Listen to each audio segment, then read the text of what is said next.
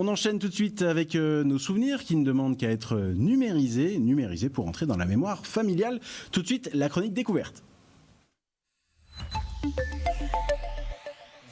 Vous pouvez rester encore un instant avec nous.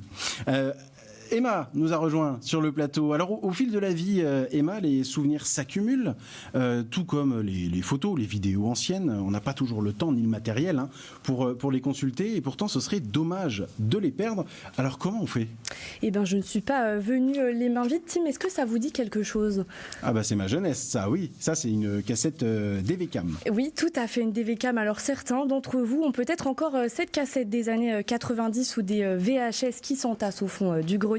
Faute de matériel pour les lire, si vous avez envie de raviver ces souvenirs, Julien Weisreiner peut les numériser pour vous dans son studio à Hamm-Souwarsberg et vous les restituer via une clé USB.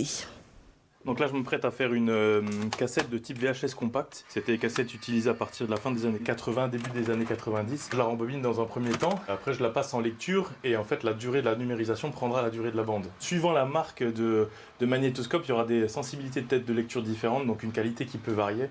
Et avec le vieillissement de la bande, c'est important de pouvoir jongler sur différentes machines pour extraire la meilleure qualité qu'il est possible d'avoir, quoi. Alors, le passionné de vidéo a déjà restauré une bobine de 8 mm datant, tenez-vous bien, de 1948.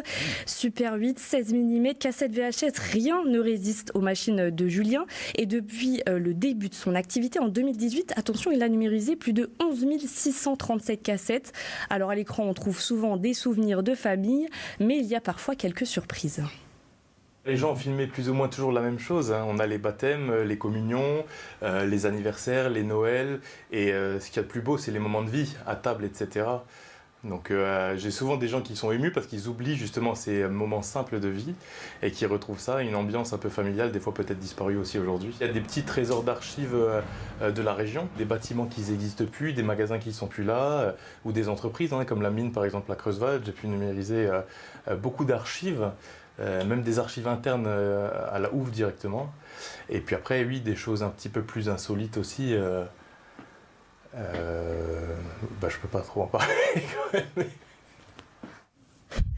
Voilà, on n'en dira pas plus, mais s'il y en a un qui était visiblement ému à l'idée de revoir ces moments de vie, c'est bien Gérard. L'homme a fait le trajet depuis Metz pour numériser des vidéos de famille datant des années 2000 jusqu'aux années 60. Il y a l'émotion de toujours qu'on a vis-à-vis du passé, puis aussi de revoir des gens qu'on aimait bien qui ont disparu. Voilà, c'est ça l'intérêt de ce genre de démarche. C'est pour pouvoir vraiment avoir cette conservation et cette transmission, en fait. C'est plutôt que d'avoir des choses qui restent. Vous voyez, on a un grand carton, c'est dans un carton, on n'a plus les appareils pour les lire, bref, c'est mort. Donc là, l'idée, c'est de rendre ça vivant et de pouvoir les repartager.